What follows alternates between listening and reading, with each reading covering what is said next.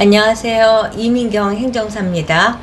오늘은 KC 인증을 받지 않아서 행정처분 공문을 받은 분들이 연락 주시는 그 사항에 대해서 말씀드리겠습니다. 여러분 좋아요, 구독, 알림 잘 부탁드립니다. 지금 한 100만 셀러가 열심히 활동하고 있지 않나 이런 생각이 듭니다. 최근에 이제 홈플러스가 이제 그 법정 관리에 들어간 회생 요청을 했는데, 이와 같이 오프라인의 그 마켓은 죽어가고 있고 반면에 온라인의 시장은 엄청나게 팽창을 하고 있습니다. 우리나라에서 이제 대표적인 온라인 마케팅의 그거는 이제 쿠팡과 네이버 스마트 스토어, 그리고 옥션이라든가 또 G마켓, CJ몰 수없이 굉장히 많죠. 이렇게 온라인 시장은 확장하고 팽창하는 데 비해서 오프라인의 시장은 이제 죽어가고 있습니다. 축소되고. 그게 이제 이마트나 롯데마트도 예외가 아니고, 이제 결국 홈플러스는 백기투항을 하는 이런 어려움. 근데 이제 이 홈플러스에 대해서도 테무라든가 알리같이 중국 업체가 들어올 수 있다, 이런 소문이 자자한데, 그 테무나 알리 같은 회사가 입점하는 이유는 오프라인의 목적이 든 게 아니라 온라인을 배송함에 있어서 거점을 확보하는 데 있지 않나, 이런 해석을 할 수 있습니다. 제가 이와 같이 온라인 마케팅이 확장되고 있는 점을 강조해 드리는 점은, 이 온라인 마케팅 그 매장 안에 이제 모바일 안에 있고 인터넷 안에 있겠죠. 그 많은 제품들이 과연 쿠팡이다 그러면 쿠팡 사장이 준비해서 진열을 하고 판매하는 것이 아닙니다.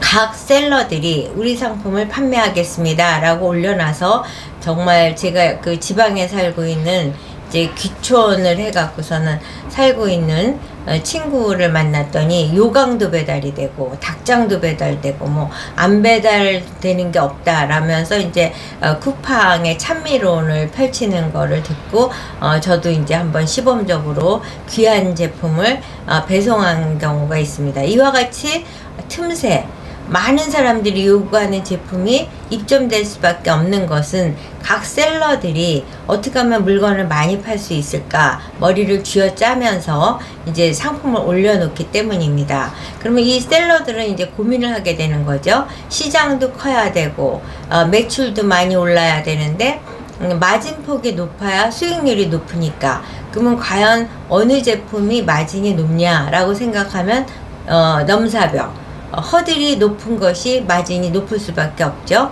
그러다 보니까 많은 셀러들은 KC 인증 제품에 대해서 관심을 갖고 있습니다. 이제 보통 소품이라든가 소소한 것들은 10,000원, 20,000원이라면, 이렇게 KC 인증이 전제돼야 되는 제품들은 50,000원 이상, 100,000원, 200,000원 굉장히 고가의 제품도 있다 보니까 한 개를 파더라도 수익률이 높죠. 그래서 이제 KC 인증을 받아야 되는 제품을 이제 쿠팡이나 네이버라든가 여러 가지 온라인몰에다가 입점을 하는 사례가 많습니다. 근데 이 KC 인증 문제는 이제 마진이 높고 판매를 많이 할 수 있다는 장점이 있는 반면, 공포의 행정처분 공문을 받을 수 있는 리스크가 있다는 점, 이 점을 이제 유념을 하셔야죠. 그래서 과연 내가 이 제품을 안 하고 소소한 걸 할까? 라면 100개를 팔아야지 얻을 수 있는 마진이 한두 개만 팔아도 얻을 수 있는 마진으로 대체가 되니까 유혹을 뿌리칠 수가 없는 거죠. 그래서 이제 어떤 공문이 날라오게 되느냐, 공문을 보내는 주체를 보면은 제품안전관리원, 국가기술표준원, 서울전파관리소 이런 식의 이제 여러 기관에서 오는데, 각 기관의 특징이 있습니다. 제품안전관리원이나 국가기술표준원에서는 공문으로 보내죠. 공문으로 보내면서 너의 제품이 이러이러한 문제점이 있어서 어느 법을 위반했기 때문에 내가 너에게 공문을 보낸다. 그러니까 너는 이 공문을 받은 다음에 너의 의견을 제출해 주기 바란다. 이런 아주 완곡한 공문이 있는가 하면, 리콜 명령이 떨어졌으니까 이제 리콜을 집행하기 바란다. 이런 아주 이제 최후 통첩이 오는 경우도 있습니다. 그래서 이제 그동안 대다수는 제품안전관리원이나 국가기술표준원에서 공문을 받고 덜덜 떨면서 연락을 주시는 분들이 많았습니다. 한 의뢰인은 이제 그 연극이나 연예부 쪽을 하면서 거기는 허구할 일이 있는 게 아니다 보니까 이제 그 짬짬이 이제 이런 온라인을 하다가 그 통지를 받고 엉엉 울면서 이제 힘들어했던 사례가 있었는데, 그래도 대부분은 제품안전관리원이나 국가기술표준원에서 왔습니다. 근데 요번에는 서울전파관리소로부터 행정처분 문자를 받은 다음에 이제 혼자서 작업을 하다가 도저히 자기가 작성한 소명서에 확신이 안 서서 저에게 연락을 주신 의뢰인이 이제 어제 계셨습니다. 그래서 제가 어제 밤에 늦게 상가집 갔다가 집에 들어갔지만 그 부분에 급한 마음, 오늘 오후에 현장 실사를 나온다고 그러더라고요. 그래서 이제 밤늦게까지 작업을 해서 보내드렸는데, 이렇게 하다 보니까 대비가 되는 거죠. 서울전파관리소에서는 공문을 친절하게 보내서 너는 뭘 잘못했고 어느 법을 위반했고 이런 문자 하나도 내용 없이 문자로 어떻게 오냐, 서울전파관리소 이용보호과 땡땡땡 특별사법 경찰관입니다. 선생님이 네이버 스토어에서 팔고 계신 땡땡 제품과 관련해서 물어볼 사항이 있어서 연락드립니다. 뭘 물어본다는 건지 뭐 알 수도 없는 물어볼 사항이 있어서 연락드립니다. 이러니까 과연 내가 무엇을 잘못했는지, 뭘 조사하겠다는 건지 알 수가 없는 거죠. 왜 그런 건지. 그러니까 이제 스스로 저의 죄는 이겁니다 라고 이제 찔리는 거를 쓸 수밖에 없는 거죠. 그렇다고 손 놓고 사법경찰관이라는데 그분이 올 때까지 그냥 손 놓고 앉아서 기다릴 수는 없는 게 현실인 겁니다. 그래서 이제 그분 지금 의뢰인이 판매한 거는 브루투스를 장착한 염도 측정계입니다. 염도 측정계라는 건 우리가 이제 고혈압 환자라든가 이제 염분이 높은 것을 먹으면 건강이 안 좋은 그런 질환을 하거나 그런 질환을 예방하고자 하는 사람들이 자기 식품에다가 염도가 몇 %인가 이런 걸 체크하는 거죠. 그런데 이제 이분이 그런 제품을 많이 판매를 하다 보니까 이렇게 그 다중 판매하는 그렇게 대량 급식업소라든가 이런 데서도 염도를 체크해야 되는데 그렇게 단일 제품을 갖고 하기는 어려우니까 브루투스를 장착한 제품을 요청을 해서 그걸 개발을 해서 유통을 하게 된 거예요. 이 브루투스가 전자파를 통해서 하는 거다 보니까 전자파 KC 인증을 받아야 되는데 받지 않은 게 이제 스스로의 잘못이라고 아는 거죠. 우리가 부모가 자식에게 또는 선생님이 학생에게 너 뭐 문제 있어 막 이러고 하면은 아무 말도 안 하고 야 너 이러고 부르기만 해도 나 이거 잘못했지 이렇게 인지하듯이 이제 KC 인증과 관련 KC 인증이라는 말에 KC 인증도 안 났지만 전파관리소에서 딱 문자 물어볼 게 있습니다 라고 오니까 이분은 나 KC 인증 안 받은 것 같고 이분이 연락 온 것 같아 라는 식의 이제 스스로 자기의 죄를 무엇이다 어떻게다 이런 거를 이제 파악을 하고 소명 자료를 마치 코끼리 다리 더듬듯이 작성을 하게 되는 거죠.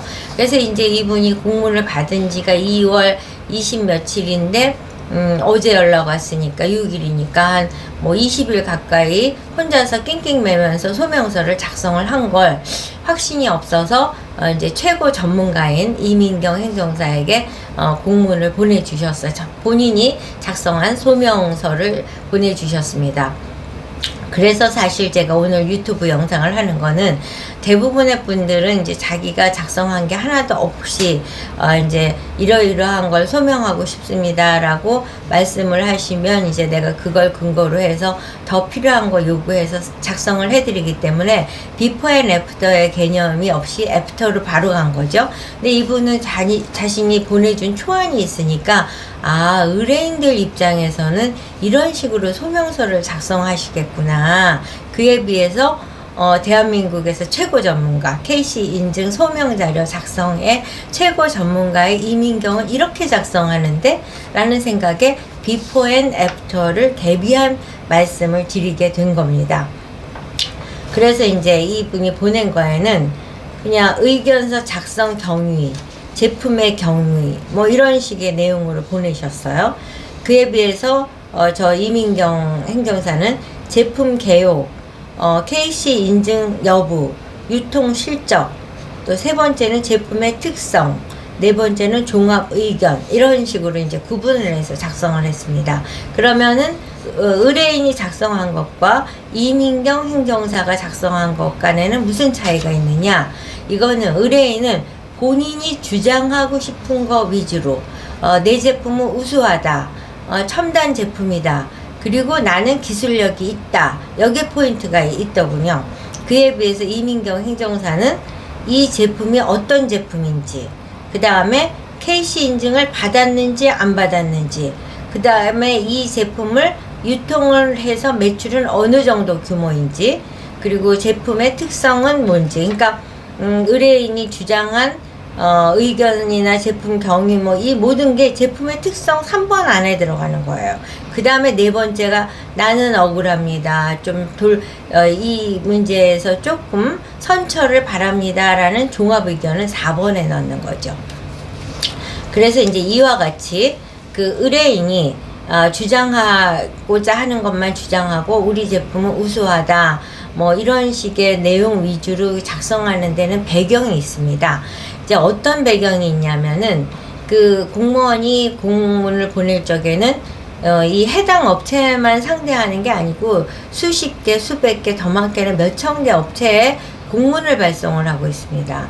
그러다 보니까 이 제품이 뭔지 몰라요. 근데 의뢰인들은 다 내 제품이 너무 중요한 거니까 이 사람은 당연히 내 제품에 대해서 충분히 공부를 하고 문제점이 있다는 걸 인지해서 보냈을 거야 라고 생각하고 자기 제품에 대한 설명을 하나도 안 써요. 자기 제품의 설명, 그러니까 사람은 항상 객관화를 시켜야 돼. 내가 그렇게 중요한 사람이 아닙니다. 타인이 나를 봤을 때는 one of them이에요. 수많은 사람 중에 하나일 뿐인 건데 또 당연히 내 제품 다 아는 거 아니야? 이런 전제하에 제품에 대한 설명은 전혀 안 쓰는 거죠. 그리고 자기가 전문가라는 걸 강조하고 싶은데 그 사람은 그거 하나도 안 궁금해요. 그 공무원은, 그 사법경찰관은 뭐가 궁금하냐? 너 제품이 뭐야? 어떻게 생겨 먹은 거야? 무슨 목적으로 사용하는 거야? 난 모르거든? 그거 알려줘. 두 번째, 근데 KC 인증 받은 거야? 안 받은 거야? 안 받았다면 도대체 얼마나 팔았어? 그 매출 규모는 얼마나 돼? 이게 바로 이제 처벌의 수익, 과징금, 과태료의 규모와 비례해야 되니까 그걸 질문하는 겁니다. 그리고 그런데 그 제품의 목적에 부합되게끔 갖고 있는 KC 인증을 받아야 되는 요소는 어떤 특징과 어떤 장점이 있는 거야 라고 3번에 소박하게 작성해야 되는 거죠. 제일 중요한 건 제품의 특성, 개요, 어떤 제품인지 이 사법경찰관이 모르니까 좀 알려드려야 돼요. 그 다음에 두 번째로는 KC 인증 받았어, 안 받았어? 안 받은 상태에서 얼마나 팔았어? 요거가 가장 중요한 겁니다. 그리고 이제 4번에 가서 나 KC 인증 안 받은 거 맞고 그런데 받으려고 이렇게 노력했고, 아니면은 난 KC 인증을 받아야 된다는 사실을 몰랐어. 나 되게 무식하거든. 좀 봐줘. 나 그리고 경제적으로도 어렵고 몇 개 팔지도 않았거든. 나에게 이렇게 지금 청년 실업이 심각한 상태에서 한번 이런 프리랜서로 활동을 해서 수익 창출하려고 그러는데 좀 봐주면 안 될까? 뭐 나는 가장이야, 뭐 부모님은 편찮아, 이런 식의 내용들을 통해서 자기를 읍소를 하고 자기가 선처받을 수 있는 요인을 강조하는 게 3번에 해당이 되는 겁니다. 그래서 행정 공문을 받았을 적에는 이제 어떻게 하시는 게 가장 좋은 방이면 선제적으로 해결을 해야 되기 때문에 소명 자료를 먼저 작성을 해야 됩니다. 그래서 본인이 작성하다가 정 어려우면은 이제 저한테 의뢰를 하시는데, 이미 뭐 내일, 이분은 그래도 준비를 좀 많이 하신 상태에서 보내주셨으니까 제가 바로 해드렸지만, 내일 현장 실사 나오는 건데 뭐 그 전날 퇴근 전에 연락이 왔다, 뭐 이런 식이면 도와드리기가 참 어렵고, 현장 실사 일정이 다 잡힌 다음에 연락 주시면은 때는 늦일입니다. 그래서 공문을 받고 바로 연락을 주시는 게 가장 좋고, 그와 같이 하는 거는 내가 지금 여기 공문을 보냈는데 이렇게 소명 자료를 보냈어. 그러면 소명 자료 내용을 보고 그 공무원이 납득이 됐다 그러면, 여기는 현장 실사 나갈 필요 없겠네, 판매 중이지만 시켜도 되겠네 라는 아주 엄청난 혜택을 받을 수 있는 기회가 그 시간에는 남아 있는 거죠. 근데 현장 실사를 나간다라고 통지가 왔을 땐 이미 그 경찰관이 상급자에게 내가 ABCD 업체를 내일 현장 실사 나갈 겁니다 라고 보고를 한 상태입니다. 그럼 보고한 상태에서 제가 소명자료 인지 왔는데 보니까 안 가도 되겠습니다, 이렇게 번복하기는 어려운 거예요. 그렇기 때문에 공문을 받은 다음에 바로 소명 자료를 넣어서 설득을 시키려는 노력을 해야 된다는 점, 그리고 이민경 행정사에게 의뢰를 하실 수도 있지만 본인이 나는 이거 비용 부담 하면서까지 할 수는 없어, 본인이 직접 작성을 하게 된다 라고 했을 때 강조점은 내가 주장하고 싶은 점, 내가 이 제품의 우수성을 강조하고 싶은 점에 포커스를 맞추는 게 아니라 우리 현장 실사를 올 그 사법경찰관이 궁금해할 사항에 포커스를 맞춰서 소명 자료를 써야 된다는 점, 이 점을 강조해 드립니다. 지금 많은 셀러들이 KC 인증 제품을 너도나도 고가 제품이니까 마진율이 높으니까 유통하기 위해서 노력하고 계시는데, 이렇게 엄청난 공문을 받고 혼자서 해결하려고 하시지 마시고 전문가에게 의뢰하시면 여러분의 고민과 처벌의 수위는 낮아질 수 있다는 점을 강조해 드리면서 오늘 영상 마치도록 하겠습니다. 여러분 좋아요, 구독, 알림 잘 부탁드립니다.